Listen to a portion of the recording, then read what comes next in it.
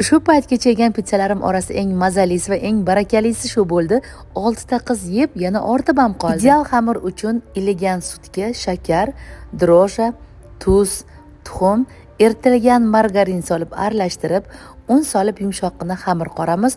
Unni grammigacha yozib qoldiraman. Yarim soatda oshib olgan xamirimizni pergament ustiga ko'rsatilgandek qilib kaftimiz yordamida yoyib chiqamiz. Bu ideal xamir shunaqa yengil bo'ladi. Chetiga aylana ko'rinishda sosiskalarni joylab, xuddi ko'rsatilgandek bukib olamiz. Bukilgan qismiga tuxum surib, pichoq yordamida is tushirib olamiz va tabga ko'ra kunjutlardan sepamiz. O'rta qismiga esa xolodilnikni ochasiz, bor mahsulotingizni solasiz. Men birinchi bo'lib ketchup surib, eriydigan sir sepdim va xohishga ko'ra kopchonli kolbasa hamda pomidorlardan joyladim. Duxovkaga 10 daqiqaga yuborib, yana olib, ustidan eriydigan sirdan sepdim. To'yimli mazali pitsa tayyor. Retsepti yoqqan bo'lsa, notirangizni duo qilishni unutmang.